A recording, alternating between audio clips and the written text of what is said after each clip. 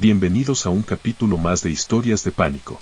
Me gustaría que comentaras desde dónde y a qué hora escuchas mis relatos. Apaga la luz y escucha con atención.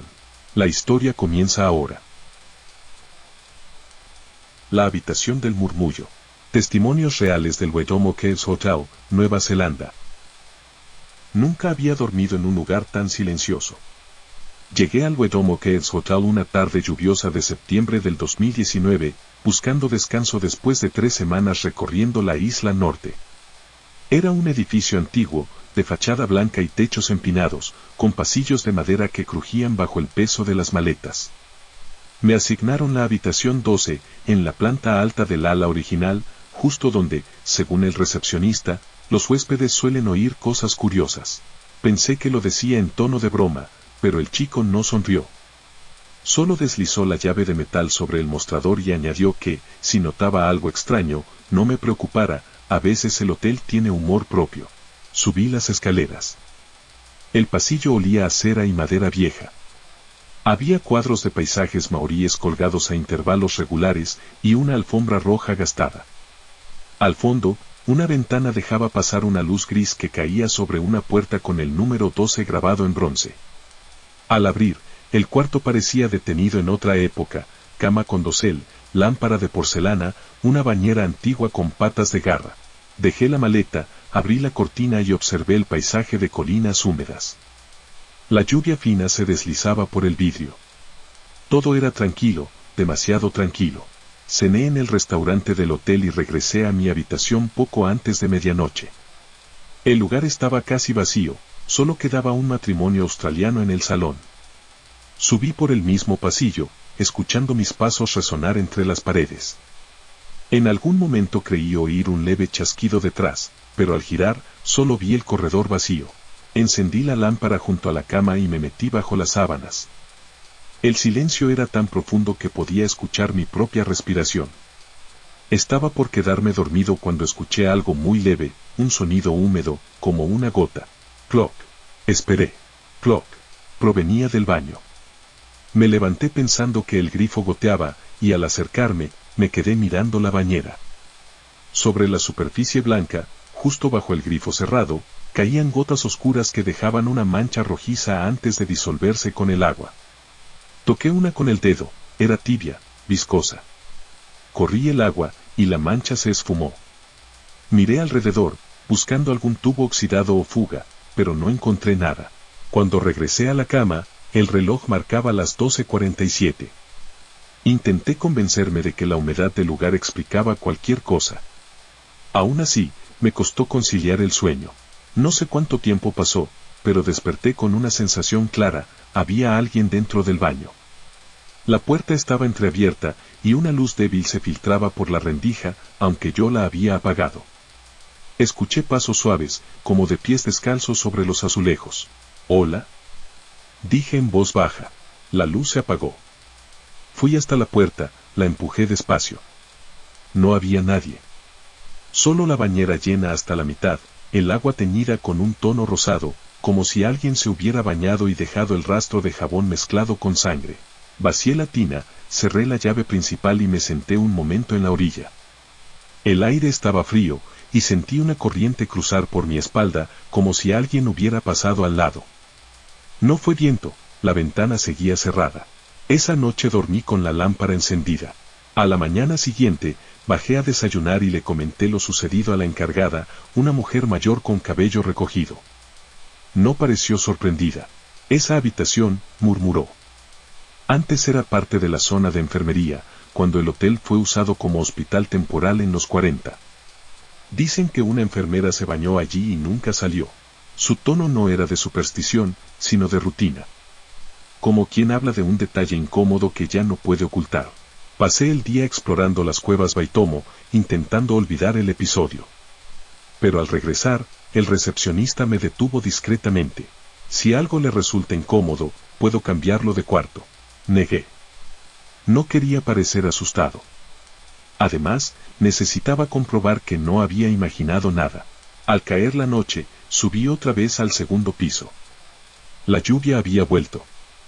Encendí todas las luces del cuarto y abrí el grifo de la bañera. El agua salió transparente. Ninguna gota roja. Me reí solo, avergonzado por haberme inquietado tanto. Me recosté a leer. Cerca de la 1 de la mañana, el sonido regresó. Esta vez no era una gota, sino una risa. Una risa breve, infantil, que parecía venir del pasillo. Dejé el libro y apagué la lámpara. La risa se repitió, más lejos, luego más cerca. Abrí la puerta. El corredor estaba iluminado por una sola bombilla que titilaba. La alfombra roja se extendía hasta la curva del pasillo. En el extremo, algo se movió, una pequeña esfera luminosa flotaba a unos centímetros del suelo, rebotando lentamente de un lado a otro, como si alguien invisible jugara con ella. Se desplazó hacia la pared, rebotó de nuevo y desapareció al cruzar la esquina. No sentí miedo inmediato, sino una fascinación incómoda. Caminé tras la luz, pero al doblar, el pasillo estaba vacío. Solo el sonido leve de un suspiro detrás de una puerta cerrada, la 14. Escuché entonces pasos. Venían hacia mí, pausados, firmes. No había nadie visible, pero las tablas se hundían una a una. Retrocedí hasta mi habitación, cerré con llave y apoyé la espalda contra la puerta. Del otro lado se oía una respiración agitada, como si alguien esperara permiso para entrar. Duró un minuto, quizá menos. Después, nada. Encendí la televisión, necesitaba algún ruido. El canal local mostraba un documental sobre la Segunda Guerra. El volumen subió solo, poco a poco, hasta saturar el altavoz. Busqué el control, lo bajé. En ese instante, en la pantalla apareció una imagen distorsionada, la misma bañera de mi habitación, vista desde arriba, vacía, y una sombra oscura que cruzaba el marco. Luego, señal perdida. Apagué el aparato. Me quedé quieto largo rato, mirando mi reflejo en el cristal. Al amanecer, decidí marcharme. Fui a recepción y pedí el chácar. El joven de guardia bostezaba detrás del mostrador. ¿Todo bien en su estancia?, preguntó con cortesía automática.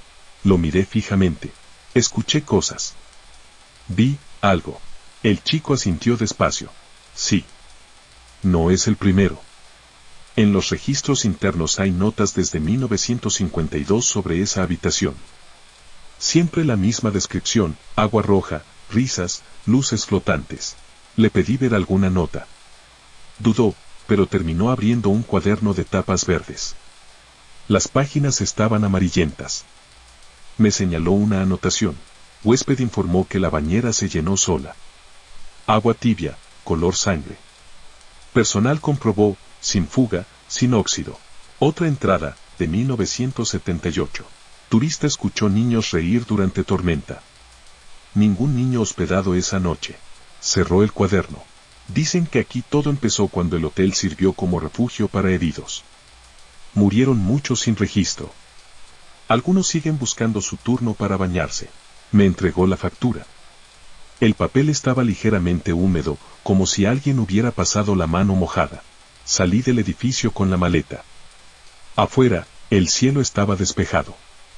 Caminé hacia el estacionamiento, pero antes de subir al auto, volví la vista al segundo piso. En la ventana de la habitación 12, el visillo se movía lentamente, como si una corriente interior lo agitara. Pensé que sería el viento. Pero el resto de las cortinas permanecían inmóviles. Esa noche, en otro pueblo, decidí revisar las fotos que había tomado durante el viaje. Entre las imágenes del hotel había una que no recordaba haber capturado, mostraba el baño, con la bañera vacía, y una figura borrosa apoyada en el borde. No tenía forma definida, solo un contorno oscuro inclinado hacia el agua. Intenté borrar la foto. La pantalla se congeló. El teléfono vibró, y desde el altavoz salió un sonido húmedo, intermitente, ploc, ploc. Lo apagué de golpe. No volví a encenderlo en todo el viaje. Días después, de regreso en Auckland, leí en un blog de turismo que el Wedomo Caves Hotel cerraría temporalmente por renovaciones estructurales.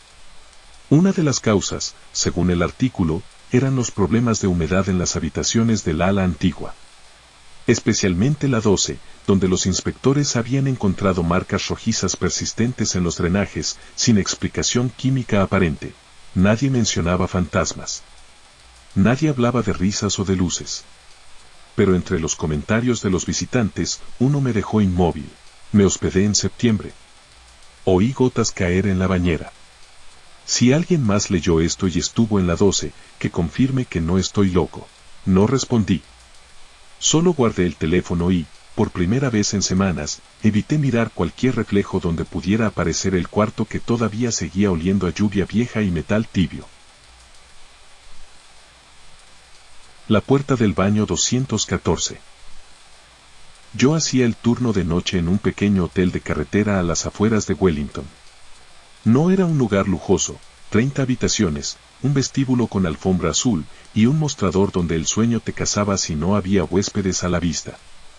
El silencio de las madrugadas era mi compañía.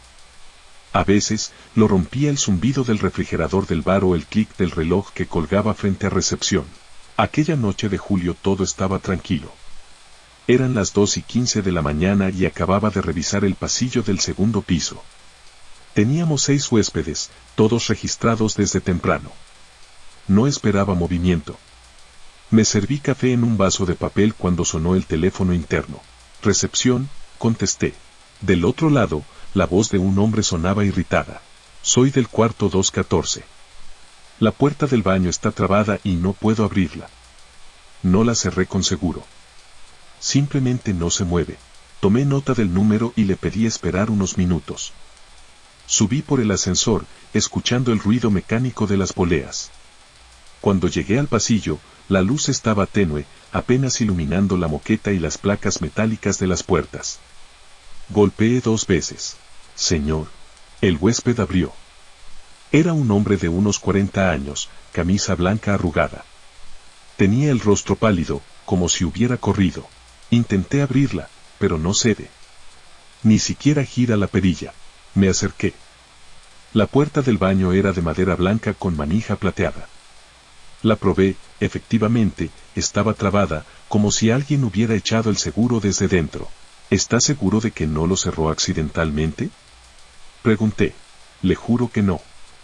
Solo entré a lavarme los dientes, salí un segundo y se cerró sola. Intenté girar la manija con más fuerza. Nada. Coloqué la oreja en la puerta. Silencio. Golpeé suavemente. ¿Hay alguien ahí? El huésped me miró con gesto nervioso. Vea, no tengo a nadie conmigo. Saqué la llave maestra que abre las cerraduras interiores. La introduje, pero el pestillo no giraba. Aquello era raro, la llave solo queda bloqueada cuando el seguro interno está puesto. Y para eso, alguien tendría que haberlo girado desde dentro. Voy por el gerente, dije. Bajé al despacho del piso bajo, donde el gerente dormía a veces durante sus turnos. Le conté lo ocurrido. Me acompañó de mala gana, revisándose las llaves colgando del cinturón. Cuando llegamos al cuarto 214, el huésped esperaba en el pasillo. Su respiración se oía entrecortada. El gerente probó también con la llave maestra. No gira, confirmó. En ese momento, desde dentro del baño se escuchó algo. Un golpe seco, como si algo cayera al suelo. Luego, un roce. Los 3 nos quedamos mirando la puerta. ¿Oye eso?, preguntó el huésped, dando un paso atrás. El gerente intentó hablar. ¿Hay alguien ahí dentro? Silencio. Después, un sonido leve, casi imperceptible, el chasquido metálico del seguro girando.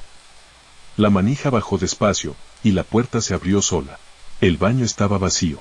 Nos quedamos inmóviles varios segundos. No había ni rastro de humedad, ni corriente de aire, ni nada fuera de lugar.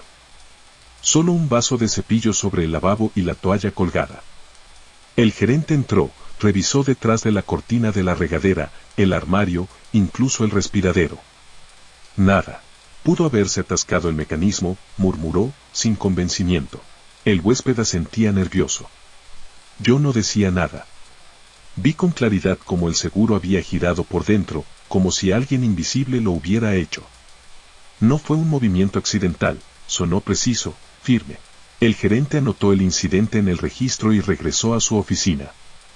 Yo acompañé al huésped hasta que se calmó. ¿Desea que lo cambiemos de habitación? Le pregunté. No, no. Me quedaré aquí. Pero cerraré esa puerta con llave esta vez. Regresé a recepción. Faltaban 10 minutos para las 3. El pasillo del monitor de seguridad mostraba los corredores vacíos. Tomé otro café y abrí el libro de guardias. Anoté el suceso, hora exacta, 2:37 de la mañana. No había pasado ni media hora cuando el teléfono sonó otra vez. Era el mismo número, habitación 214. Sí, señor. Contesté. Escucho pasos dentro del baño. Me quedé en silencio. ¿Seguro que no viene del cuarto de al lado? No hay nadie en la 212. Ya pregunté esta tarde, dijo él, casi susurrando. Escuche. Del auricular llegó un golpeteo sordo. 3 pasos, pausa, 2 más. Luego, nada. Subí de inmediato. El huésped me esperaba con la puerta entreabierta. Mire, dijo señalando el baño, la cerré con llave. La manija seguía fija, el seguro puesto. Desde dentro, se oyó un golpe, esta vez más fuerte, seguido por el ruido de agua corriendo. Entramos al cuarto al mismo tiempo. El baño, cerrado por dentro, tenía el grifo abierto al máximo. El agua caía sobre el lavabo y rebotaba en el espejo, mojando parte de la pared. Giré la perilla, se detuvo. Pero cuando miré hacia el drenaje, vi que el agua se movía en círculos lentos, como si succionara aire. El huésped respiraba rápido. No pienso quedarme aquí. Lo cambié a la habitación 209, al otro extremo del pasillo. Después de acompañarlo, volví al 214 para asegurarme de que todo quedara en orden. Cerré la llave general, apagué las luces y me dispuse a salir cuando la puerta, por sí sola, comenzó a cerrarse lentamente. No fue el viento, no había ventanas abiertas. El pestillo encajó con un clic perfecto. Me quedé afuera, escuchando. Desde adentro llegó un sonido que no olvido, un roce suave sobre el azulejo, como si alguien deslizara la mano por la pared. No volví a abrir. A las 7 de la mañana, cuando terminó mi turno, conté lo sucedido al equipo de limpieza. Una de las empleadas, Ana, me miró con una expresión que no esperaba, no de sorpresa, sino de reconocimiento.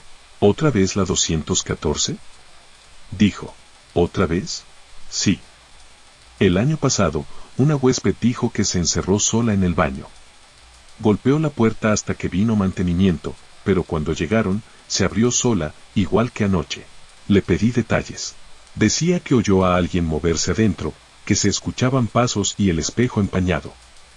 Pensó que era una broma, pero la habitación estaba vacía. Busqué el registro del año anterior. En la hoja de incidentes de septiembre, encontré una nota escrita a mano.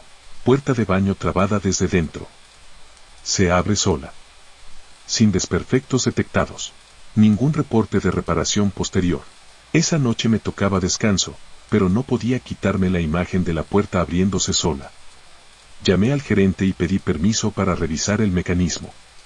Volví al hotel con un destornillador. Quería entenderlo. La cerradura era sencilla, antigua, con una pieza de bronce interior. Al desmontarla, noté que el seguro interno funcionaba perfectamente.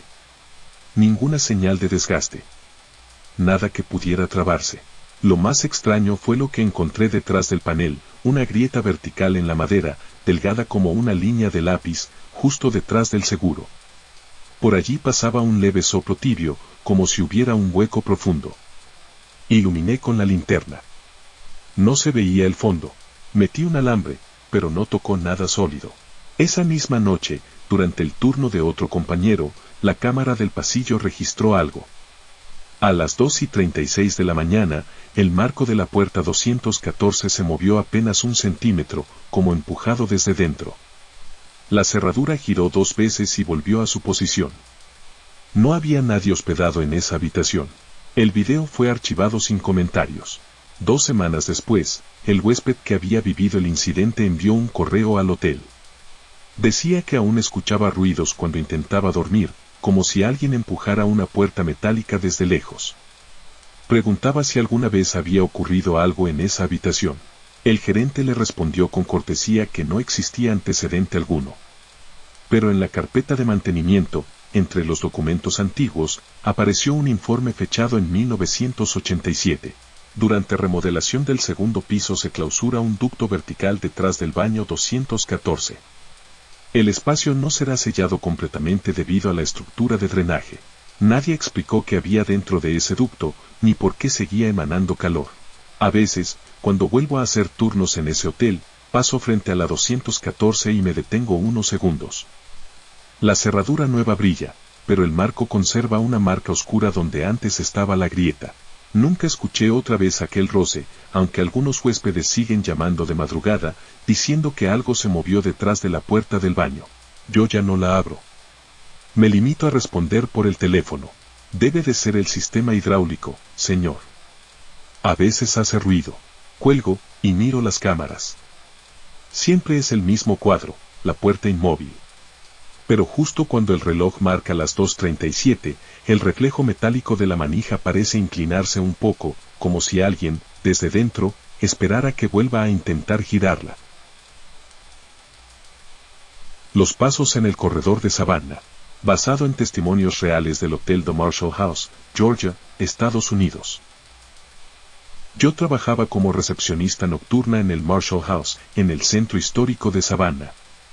Era un edificio de ladrillo rojo con más de 170 años, restaurado varias veces, pero conservando el mismo aspecto antiguo que lo hacía atractivo para los turistas.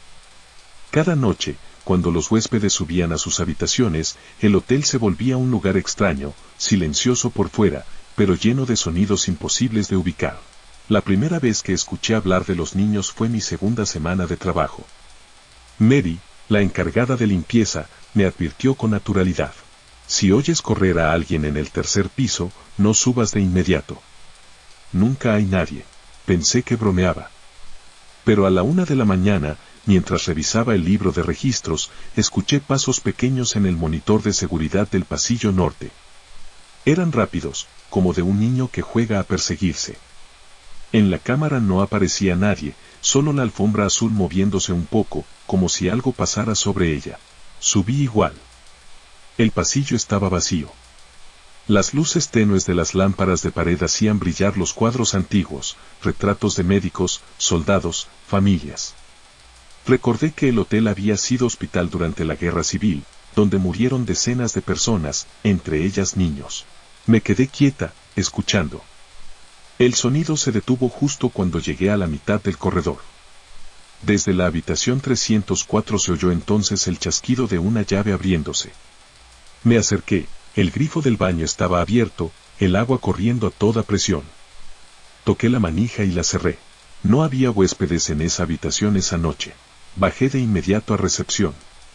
En el registro, confirmé que la 304 estaba vacía desde hacía 3 días, pendiente de pintura. Lo anoté en el informe y traté de no pensar más en eso.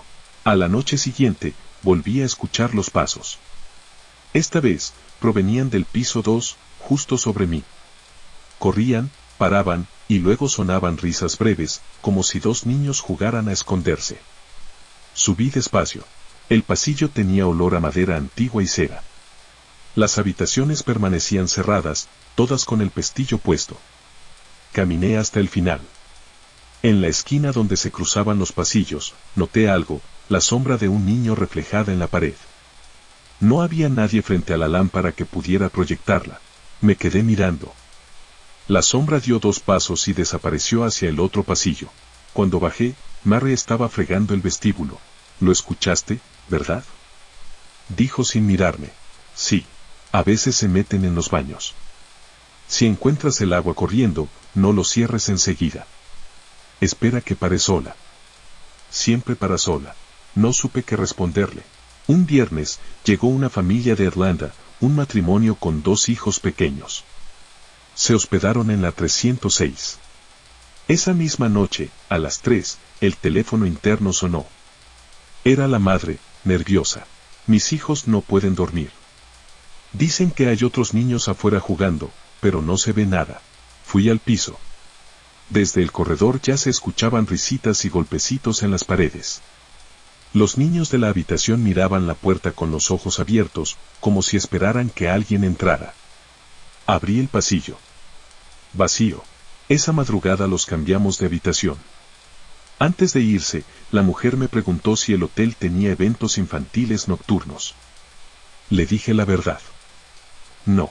La costumbre en el Marshall House era registrar los incidentes en un cuaderno negro guardado bajo el mostrador.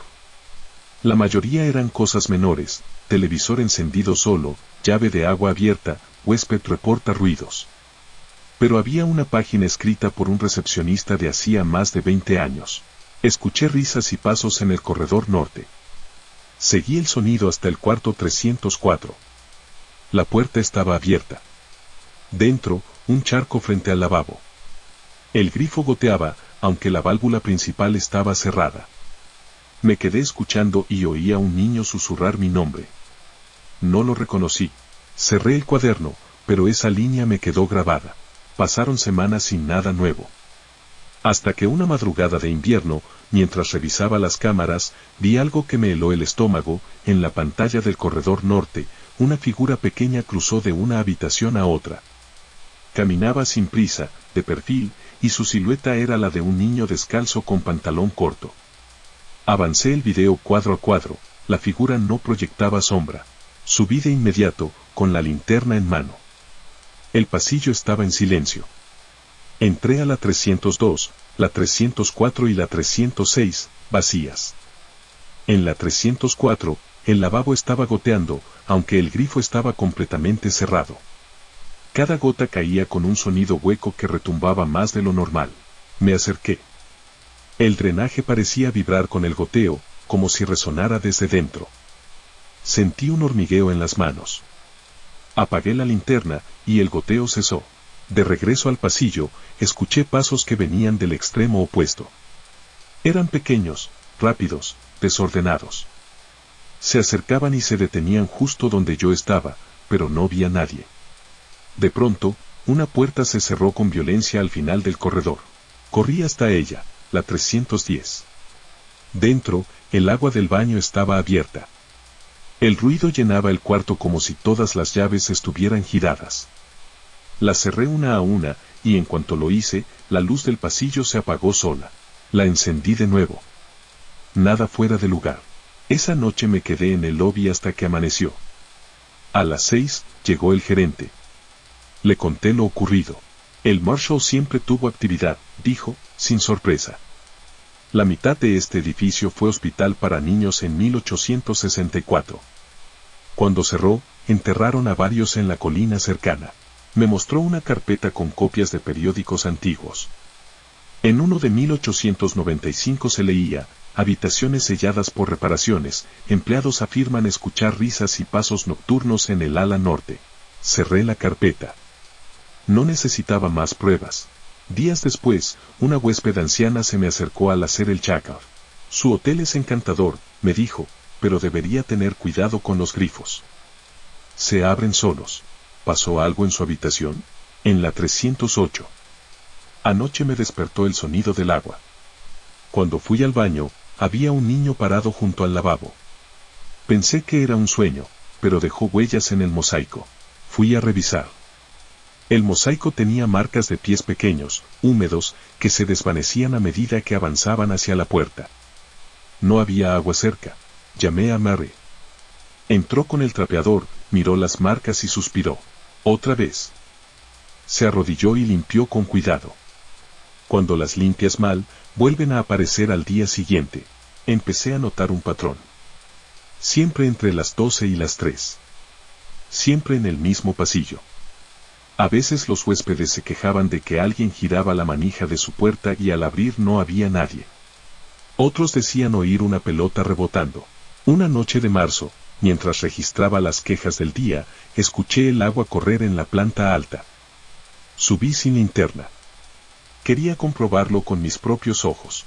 En el pasillo norte, todas las luces estaban encendidas. De la 304 salía vapor. Entré, el grifo abierto, el espejo empañado, y sobre el vidrio, marcas de dedos pequeños, como si alguien lo hubiera tocado desde dentro. No había señal de calor ni de nadie bañándose. Apagué el grifo. El agua tenía olor a hierro, a viejo. Cuando di media vuelta para salir, un juguete de goma, una pelotita azul, rodó desde la bañera hasta mis pies. No pertenecía a ningún huésped. La levanté. Estaba seca. Guardé la pelota en el bolsillo del uniforme y bajé a recepción. La dejé en el cajón donde guardamos los objetos extraviados. A la mañana siguiente, ya no estaba. Esa tarde, el gerente reunió al personal. Dijo que cerrarían el tercer piso por mantenimiento. Según él, había filtraciones de agua que afectaban las tuberías del ala norte. No quiero huéspedes ni empleados allí hasta nuevo aviso. Mary me miró y murmuró. No son filtraciones. Esos niños buscan a alguien que los escuche. No volví a subir durante varios días. Hasta que una pareja pidió cambiarse de habitación, decían escuchar niños riendo en el techo. Revisé el plano del edificio, sobre su cuarto solo estaba el ático, clausurado desde hacía décadas. Tomé las llaves maestras y subí con el vigilante. Al abrir la puerta del ático, un olor a madera húmeda y jabón viejo nos golpeó. Había juguetes antiguos, un caballo de madera, bloques con letras, una cuna oxidada. En una esquina, una caja de metal con toallas médicas amarillentas, probablemente de cuando el hotel fue hospital. El vigilante encendió su linterna y me dijo, ¿oyes eso? Desde el piso inferior venían pasos rápidos, idénticos a los que oí aquella primera noche. Bajamos corriendo. Nadie. Pero las llaves de agua de 3 habitaciones estaban abiertas al mismo tiempo, todas en el ala norte. El gerente revisó los planos de nuevo. Las tuberías de esas 3 habitaciones se conectaban a un mismo conducto, el más antiguo del edificio, usado originalmente para abastecer el quirófano infantil del hospital de guerra. Esa madrugada, el ruido de los pasos se escuchó incluso en el vestíbulo. El Marshall House sigue abierto. A veces recibo mensajes de huéspedes que describen lo mismo, pasos en el pasillo, agua que se abre sola, risas de niños donde no hay nadie hospedado. Nunca intenté grabarlo. Aprendí que en este hotel, cuanto más intentas buscar explicación, más cerca quedas de escucharlos justo detrás de la puerta. Por eso, cuando alguien me pregunta si creo en fantasmas, solo contesto. Depende de si alguna vez trabajaste en el turno de noche del Marshall House. El sonido del detector. Llegué al St. James Hotel una tarde de noviembre, cuando el sol comenzaba a esconderse detrás de las colinas secas de Cimarrón. Llevaba horas conduciendo desde Santa Fe, y todo lo que quería era una ducha y una cama limpia. Había elegido el lugar por curiosidad, decían que era histórico, que alguna vez fue cantina y refugio de forajidos. No pensé que esas historias pudieran tener algo de cierto. El edificio era hermoso, pero viejo. Los tablones del piso crujían con cada paso, las lámparas de pasillo parpadeaban y el olor a madera encerada llenaba el aire. Me asignaron la habitación 17, una de las más antiguas, justo al final del pasillo del segundo piso. La recepcionista, una mujer de cabello blanco y sonrisa cortés, me entregó la llave y dijo sin levantar la vista: si escucha algún ruido esta noche, no se asuste. El sistema de alarmas a veces es sensible. No entendí qué quiso decir hasta varias horas después. Me duché, me serví un café con la cafetera eléctrica y me senté a leer. Afuera, el viento golpeaba las contraventanas. Eran casi las 11 cuando me acosté. Me dormí enseguida. No sé cuánto tiempo pasó hasta que un sonido agudo me arrancó del sueño. Un chillido eléctrico, breve pero insoportable, resonó en la habitación. Tardé unos segundos en ubicarlo, provenía del detector de humo del techo. Bip. Me levanté sobresaltada. Miré el aparato, una pequeña luz roja parpadeaba. No había humo, ni olor, nada fuera de lugar. El sonido se detuvo. Suspiré, convencida de que era una simple falla. Me acosté otra vez. Bip. El mismo sonido. Esta vez más fuerte. Encendí la lámpara y volví a mirar el detector. No tenía botón de prueba visible. Di golpecitos con la escoba, por si se trataba de polvo o insectos. El pitido se repitió. Bip. Bip. Era rítmico, preciso, casi deliberado. Llamé a recepción. Nadie contestó. Era medianoche y el hotel parecía vacío. Me vestí, salí al pasillo y vi que la luz de emergencia al fondo titilaba. No se oía nada más. El sonido había cesado. Volví al cuarto. Me tumbé de nuevo, agotada. Cerré los ojos. Bip. El sonido volvió, y algo cambió. No era un pitido limpio, tenía un eco leve, como si alguien más imitara el tono desde otra parte de la habitación. Me quedé inmóvil, mirando el techo. La luz roja ya no parpadeaba, pero el sonido persistía, intermitente, casi como una respiración metálica. Me levanté y desenchufé todos los aparatos, la cafetera, el televisor, el cargador. Todo. Pero el pitido siguió. Tomé el teléfono fijo para llamar otra vez. Estaba muerto. Ni línea, ni tono. Fue entonces cuando escuché el crujido. Provenía del techo, justo sobre el detector.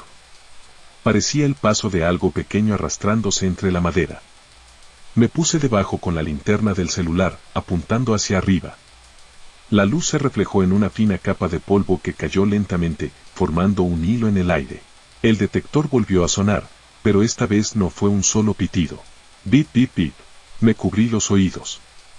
La secuencia era irregular, casi como si respondiera a algo. En cada pausa, el silencio era tan profundo que podía oír mi corazón golpeando contra el pecho. Decidí salir de la habitación. Cuando giré el picaporte, el sonido cesó. El pasillo estaba completamente oscuro, salvo por la lámpara al final que parpadeaba sin ritmo. Di unos pasos hacia la escalera y miré hacia atrás. La luz bajo la puerta de mi habitación seguía encendida. No podía quedarme sola. Bajé a recepción.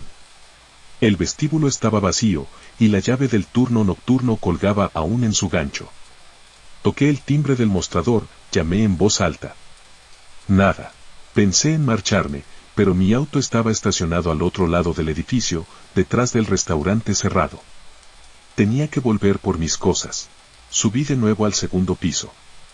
Al llegar al pasillo, noté algo distinto. Una de las puertas que antes estaba cerrada, la 15, ahora estaba entreabierta. No había huéspedes en ese lado, según la recepcionista. Me acerqué. Dentro, la oscuridad era total. Toqué el marco con la punta de los dedos. En ese instante, el detector de humo de mi habitación volvió a sonar.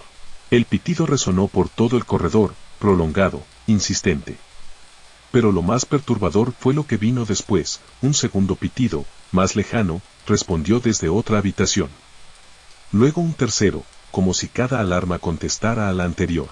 El sonido se movía a través del edificio, habitación por habitación, como una cadena invisible de ecos eléctricos. Bajé corriendo los escalones, pero el ruido me seguía, multiplicándose. En el vestíbulo, las luces parpadeaban todas a la vez. Sentí que el suelo vibraba bajo los pies, aunque no había temblor. El sonido cesó de repente, cortado, como si alguien hubiera desconectado todo. Me quedé quieta varios minutos. Luego subí de nuevo, con la linterna encendida, dispuesta a empacar e irme. Cuando abrí la puerta de mi habitación, el aire estaba frío y seco. El detector colgaba apenas de un cable, balanceándose. En el suelo había un círculo de polvo, justo debajo de donde estaba atornillado. Me acerqué, levanté el aparato y noté que las pilas no estaban puestas. ¿Cómo había sonado? El silencio que siguió fue absoluto, pero en ese silencio podía percibir algo más, un zumbido leve, como de corriente eléctrica, que no provenía de ningún aparato visible. Caminé hacia el baño. Todo estaba seco, el espejo limpio, las toallas dobladas. Regresé a la cama y noté que la colcha tenía una marca, como si alguien se hubiera sentado allí mientras yo estaba abajo. Empaqué todo sin mirar más. Salí al pasillo. En ese momento, el detector, que sostenía aún en la mano, vibró. No sonó, pero la luz roja se encendió una vez. Me asusté tanto que lo solté. Cayó al suelo sin romperse. La luz siguió encendida, fija, sin parpadear. Corrí. Dormí en el auto, frente al hotel. Amaneció gris, con una llovizna ligera. Al salir del vehículo, vi al gerente abrir la puerta principal. Se sorprendió al verme. ¿Pasó algo, señora? Le conté, intentando sonar racional. Me escuchó en silencio. Cuando mencioné los detectores, me miró con expresión seria. No hay sistema activo en el segundo piso. Lo desconectamos hace años, después de una remodelación. Pero, sonaban, los escuché. No, señora. Esos aparatos son solo decorativos. No tienen batería ni conexión eléctrica. Me llevó hasta la recepción y sacó una carpeta. Dentro había una lista de incidentes, recortes y testimonios. Uno de ellos, fechado en 1998, decía: huésped despertada por alarma de humo a medianoche. Revisión, aparato sin energía. Misma habitación 17. Ruido localizado en el techo. Ninguna falla detectada. Otro, de 2005. Detector se activa 3 veces sin motivo. Habitaciones 15, 16 y 17 simultáneamente. El gerente cerró la carpeta. No se preocupe. Aquí pasa a veces. Algunos dicen que es electricidad estática, otros, que son los que murieron cuando el lugar se incendió hace más de 100 años. Pero oficialmente no hay explicación. Le pedí cancelar mi reserva. Mientras firmaba, noté algo: el detector que había dejado en el piso de mi habitación estaba sobre el mostrador, junto a las llaves. Nadie sabía cómo había llegado allí. Lo encontró el personal esta mañana, dijo el gerente. Estaba encendido. Me lo mostró. La luz roja parpadeó una vez, luego se apagó. Conduje hasta las afueras de Cimarrón, sin mirar por el retrovisor. A varios kilómetros, al detenerme en una gasolinera, escuché un sonido débil dentro de mi bolso. Lo abrí. No era el celular, era el pitido, igual que el del hotel, apenas audible, insistente. Vacilé unos segundos antes de vaciar el bolso sobre el asiento. Entre las llaves y el monedero, había una pila suelta, cilíndrica, con una mancha negra en el extremo. No era mía. El sonido se detuvo. No regresé nunca más al St. James Hotel, pero aún guardo la factura del check-in. En la esquina inferior, escrita a mano con bolígrafo azul, alguien había dejado un número, 17. No lo escribí yo.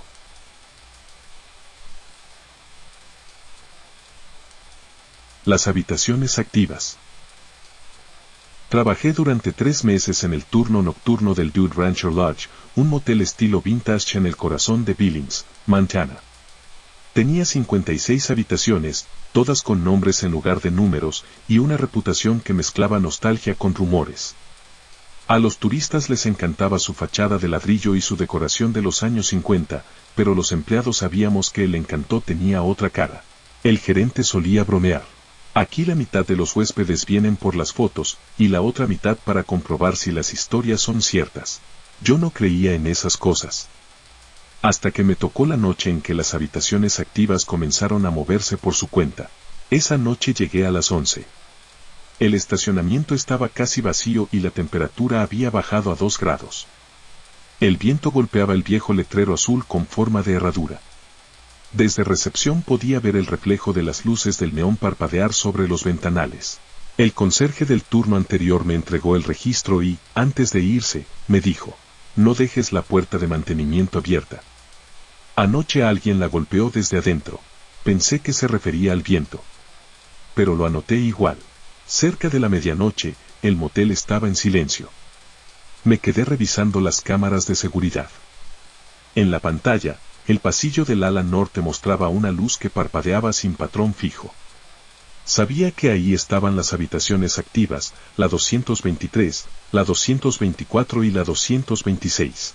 Los empleados antiguos las llamaban así porque, según ellos, ahí sucedían cosas sin explicación: televisores que encendían solos, llamadas desde líneas desconectadas, pasos sin origen. A la 1 en punto, sonó el teléfono de recepción. ¿Recepción? Sí, una voz de mujer, susurrante. ¿Podrían apagar la televisión del cuarto de al lado? No puedo dormir. Revisé el registro. La llamada venía de la 225, y la habitación contigua, la 226, estaba vacía. ¿Dice que la televisión está encendida? Pregunté. Sí, lleva rato. Subí el volumen del mío para no oírla, pero ahora se escucha más fuerte. Le prometí revisar. Tomé la linterna y subí al segundo piso. El pasillo estaba desierto, con alfombra color mostaza y luces amarillas. Frente a la 226 se oía claramente el murmullo de un televisor, voces, estática, risas de fondo. Metí la llave maestra. El cuarto estaba vacío, la cama tendida, el control remoto sobre la mesa. La televisión mostraba un canal local sin señal clara, como si alguien la hubiera dejado en un canal muerto. La apagué y desconecté el cable. Al darme la vuelta, escuché 3 golpes en la puerta del baño. Fueron secos, precisos. Me quedé quieto. No se oía agua, ni ruido alguno después. Toqué la puerta. Nadie respondió. La abrí lentamente, el baño estaba vacío. Salí, cerré la habitación y bajé otra vez a recepción. Pero antes de sentarme, vi por las cámaras que la luz de la 226 volvía a encenderse. Subí de nuevo. El televisor estaba encendido otra vez. A las 2 de la mañana comenzaron los golpes. Primero en la 220, luego en la 224. Eran rítmicos, como si alguien tocara con el puño la parte inferior de la puerta. Fui cuarto por cuarto, todos los huéspedes dormían. Golpeaban, esperaban, y luego silencio. Intenté mantener la calma. Anoté cada incidente en el libro de guardia, hora exacta, lugar, tipo de ruido. 2:14 de la mañana, golpes intermitentes en 224. 2:22 de la mañana, televisor de 226 se enciende solo. 2:35 de la mañana, ruido de pasos en corredor norte. Cuando fui a revisar el último, me di cuenta de algo, el sonido no venía del pasillo, sino del techo. Eran pasos firmes, cruzando de un extremo a otro del corredor, justo sobre las habitaciones activas. Pero el techo era sólido, sin acceso más que por el desván sellado. Llamé por radio al guardia que vigilaba el exterior. ¿Puedes revisar si hay alguien caminando sobre el tejado del ala norte? Hubo un silencio breve. Estoy justo afuera. No hay forma de subir. Y no se oye nada aquí. Regresé a recepción, desconcertado. A las 3:10, el timbre del mostrador sonó solo. Nadie estaba frente a mí. La campanilla vibraba como si alguien acabara de presionarla. Y entonces, una de las puertas del pasillo se cerró con fuerza. El golpe resonó por todo el edificio. Corrí hacia allá. Era la 223. Nadie la ocupaba. Entré con la llave. El cuarto estaba frío, con el televisor encendido en un canal religioso, volumen al máximo. Lo apagué. En la pantalla apagada, por un instante, se reflejó algo, una silueta oscura cruzando detrás de mí. Giré de inmediato, pero no había nadie. No supe si lo imaginé, pero me temblaban las manos. Cerré y bajé. El amanecer llegó lento. Cuando llegó el turno matutino, el gerente me encontró revisando las cámaras, con el café frío y la lista de incidentes llena. ¿Otra noche movida? Bromeó. Las luces, los golpes, los televisores, le mostré el registro. El hombre asintió sin sorpresa. Eso mismo reportaron los anteriores. Lo llamamos actividad de mantenimiento. Le pregunté a qué se refería. Cuando se construyó el motel, aquí murió un electricista. Estaba reparando el cableado del ala norte, justo detrás de esas habitaciones. Tocó un cable sin cortar la corriente. Desde entonces, los aparatos se comportan como si siguieran sus manos. Me quedé callado. No quería creerlo, pero todo lo que había visto encajaba con ese patrón, la electricidad, los televisores, las luces. Esa noche volví al turno, decidido a comprobarlo. Apagué todas las luces del pasillo norte desde el tablero general. Quedaron completamente sin corriente. Sin embargo, al llegar la 1, las lámparas de la 224 se encendieron una por una, como si alguien caminara dentro. Entré con la linterna. No había nadie, pero el olor a cable quemado era fuerte. En la pared, junto al tomacorriente, se veía una mancha oscura, como un pequeño círculo de humo. Toqué el metal, estaba tibio. Entonces sonó la televisión de la 223, la que había apagado la noche anterior. Corrí hasta ella. La pantalla mostraba un canal inexistente, pero en la estática se formaba algo parecido a un rostro. No un rostro claro, sino el contorno de uno, hecho de ruido. Cada vez que me acercaba, el sonido aumentaba, como interferencia. Desconecté el cable de corriente. La imagen no desapareció al instante, parpadeó un par de veces y luego se fue. Volví al pasillo, con la linterna en la mano. En ese momento, todas las luces del techo se encendieron a la vez. Y entonces lo escuché, una respiración, no humana, más bien un zumbido que vibraba con la electricidad, recorriendo los tubos, las paredes, los televisores. No supe de dónde venía, pero todo el motel parecía resonar con ese mismo sonido. Corrí hasta la recepción. El tablero eléctrico mostraba todas las llaves bajadas, sin corriente. Aún así, las luces seguían encendidas en las cámaras. De pronto, los monitores se apagaron. Todo quedó oscuro. A la mañana siguiente, el gerente me encontró durmiendo sobre el mostrador. ¿Otra noche difícil?, preguntó con media sonrisa. Las luces no se apagaron aunque corté el suministro. Vi las habitaciones activas encendidas en las cámaras, aún sin electricidad. Él suspiró. Eso pasa desde los 90. Una inspectora intentó desconectar todo el ala y se quedó atrapada porque las puertas se bloquearon solas. No volvió después de esa noche. Le pedí permiso para revisar los archivos. En los reportes antiguos encontré un documento firmado por mantenimiento. Verificación eléctrica. Habitaciones 223 a 226 presentan consumo de energía constante aún sin corriente general. Posible inducción. Se sugiere sellar el panel norte. El panel seguía allí, detrás de una puerta metálica junto a la lavandería. Fui a verlo. El cerrojo estaba oxidado, pero cedió. Dentro, un conjunto de cables negros salía del muro y se perdía en una grieta. Entre ellos, colgaba un viejo interruptor de cobre, cubierto de polvo. Al tocarlo, un chasquido me recorrió el brazo, como una descarga leve. El sonido de una televisión encendiéndose resonó detrás de mí. Salí de ahí sin mirar atrás. No volví a trabajar de noche. Pero a veces, cuando paso por Billings, aún se ve el letrero azul del Dude Rancher Lodge encendido, incluso en horas en que deberían tenerlo apagado. Dicen que algunas luces del pasillo norte ya no están conectadas a ningún circuito, y que las habitaciones 223 y 226 continúan registrando consumo eléctrico, aunque permanecen vacías. Los empleados nuevos lo llaman actividad residual. Los antiguos, simplemente, las habitaciones activas.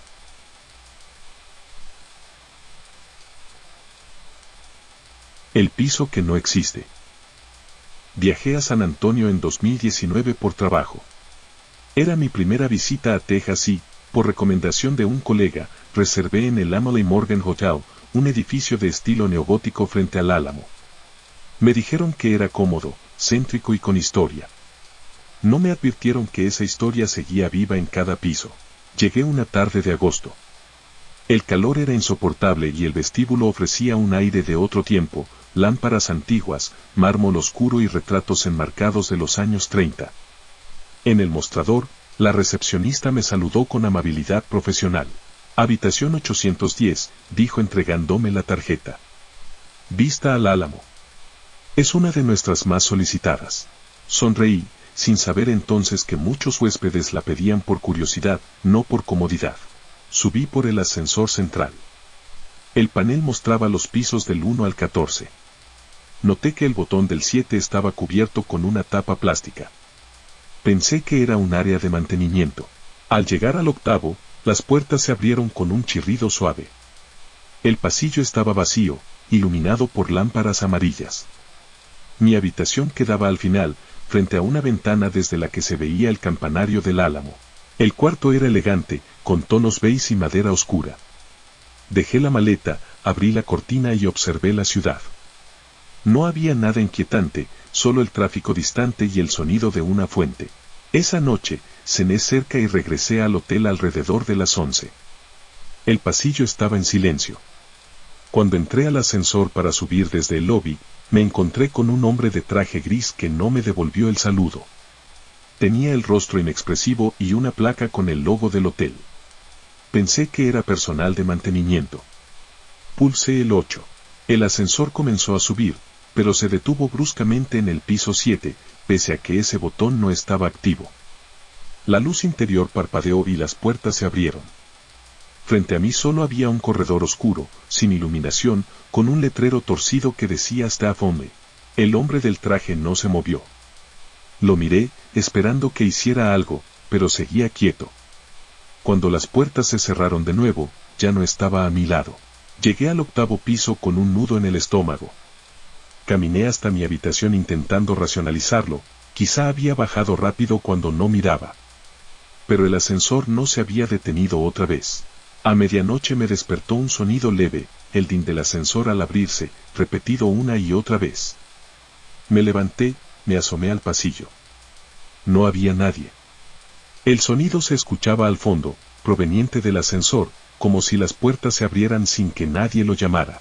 Decidí comprobarlo. Caminé descalzo hasta la cabina. Las puertas estaban abiertas, la luz encendida, y el panel mostraba el 7 parpadeando. Toqué el botón del lobby. Nada. El ascensor no respondía. De pronto, el indicador cambió solo, 787. Subía y bajaba sin patrón, como si alguien invisible lo estuviera usando. Retrocedí un paso. Entonces, desde el fondo del pasillo, escuché un golpeteo rítmico, como si alguien empujara un carrito metálico sobre la alfombra. Era un sonido seco, ruedas pequeñas girando, el chirrido de metal. Avanzaba hacia mí, despacio. Esperé a ver a la persona. No apareció nadie. El sonido se detuvo justo frente a la puerta de la habitación 808. Me quedé mirando ese punto del pasillo. Luego, el ascensor volvió a sonar, tin, y el indicador marcó otra vez 7. Regresé a mi cuarto sin mirar atrás. A la mañana siguiente, bajé a recepción. Le conté a la recepcionista lo del ascensor. Ella sonrió con amabilidad ensayada. Debe ser una falla del sistema. A veces se activa solo. ¿Por qué el botón del 7º piso está cubierto? Pregunté. Ese piso no se usa. Es área técnica. No insistí, pero su respuesta sonó mecánica, como si la repitiera muchas veces al día. Salí a mis reuniones y no regresé hasta la noche. Al entrar en la habitación, noté algo, la cortina estaba cerrada y la lámpara del buró encendida. Yo la había dejado apagada. Supuse que limpieza había entrado. A las 11, me preparé para dormir. Todo estaba tranquilo hasta que oí un golpecito leve en la pared, del lado del baño. 3 golpes, pausados. Me acerqué y apoyé la oreja, silencio. Luego, los golpes se repitieron, más fuertes. Abrí la puerta del baño. El espejo estaba empañado, aunque no había ducha ni vapor. El aire era fresco. Me quedé observando el reflejo, y detrás de mí, en el marco de la puerta, creí distinguir una figura blanca, alta, inmóvil. Me giré, pero no había nada. Apagué la luz y volví a la cama, intentando convencerme de que estaba cansado. A las 2:30, el ascensor volvió a sonar.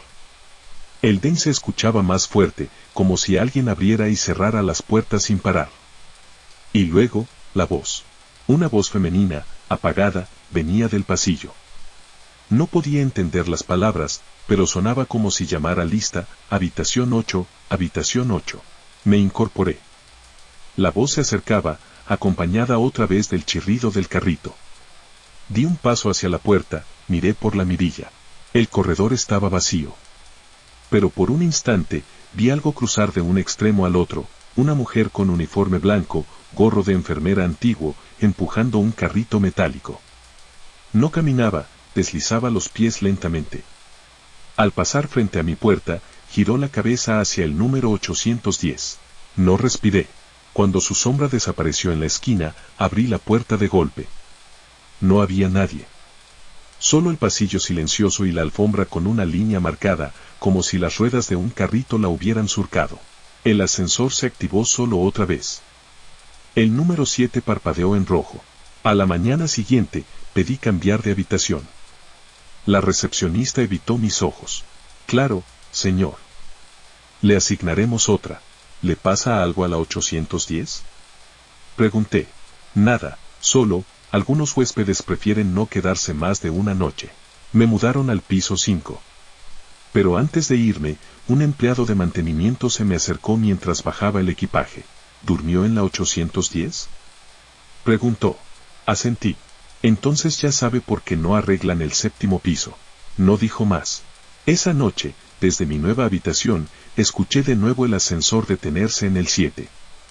A la mañana siguiente, fui al bar del lobby.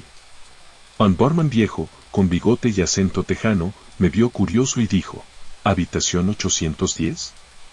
Como si ya supiera. Sí. ¿Qué pasa con ese piso? El séptimo fue quirófano. En los años 40, el edificio era hospital del ejército. Subían a los heridos por el ascensor principal, el mismo que usa ahora. Lo clausuraron porque las puertas se abrían solas, igual que ahora. Me contó que, según los registros, varias enfermeras murieron ahí durante una explosión en la zona de calderas. Una de ellas se llamaba Margaret, la encargada de las rondas nocturnas. Desde entonces, los empleados decían escuchar su carrito metálico moviéndose entre los pisos. El ascensor la sigue llevando a trabajar, concluyó el barman. No se acostumbró a que el hospital cerrara. No quise quedarme otra noche. Pagué la cuenta y esperé el ascensor en silencio. Cuando llegó, las puertas se abrieron sin que yo presionara el botón. Entré, marqué el lobby. El panel mostró el 7 iluminado antes que el 1. Intenté cancelar la selección, pero no respondió. El ascensor comenzó a subir, lento. Cuando se detuvo, las puertas se abrieron. El piso 7 estaba ahí, pasillo largo, luces apagadas, olor a desinfectante viejo. Una camilla oxidada bloqueaba la salida. Detrás de ella, una figura blanca de espaldas. Tenía el cabello recogido bajo un gorro y una bandeja metálica en las manos. El ascensor no cerraba. La figura giró apenas la cabeza, lo suficiente para dejar ver un perfil pálido, sin expresión. Luego, dio un paso hacia mí. La bandeja cayó al suelo con un estruendo metálico. Presioné todos los botones. Las puertas se cerraron bruscamente y el ascensor descendió. Cuando se abrió en el lobby, el gerente estaba ahí, sorprendido. ¿De dónde viene?, preguntó. Del 7º piso. Las puertas se abrieron solas. Eso es imposible, dijo, pálido. No hay energía conectada en ese nivel. Me acompañó hasta el auto. Al mirar hacia arriba, las ventanas del 7º piso estaban oscuras, menos una, la que quedaba justo sobre el ascensor. En ella se veía una silueta blanca quieta, observando hacia la calle. Arranqué sin mirar otra vez. Semanas después, de regreso en casa, busqué el hotel en internet. Encontré decenas de testimonios. El ascensor se detuvo solo en el 7º. Escuché un carrito de enfermera en el pasillo vacío. Me sentí observada toda la noche en la 810. Todos describían lo mismo. Desde entonces, evito los edificios que tuvieron hospitales. Pero cada vez que escucho el din de un ascensor, mi mente recuerda el sonido metálico de aquella bandeja golpeando el suelo, justo antes de que las puertas se cerraran. Nunca supe si la enfermera me vio. Pero sí sé que el ascensor del Emily Morgan Hotel sigue deteniéndose en un piso que, oficialmente, ya no existe. Muchas gracias, te invito a suscribirte y darle like si quieres más historias.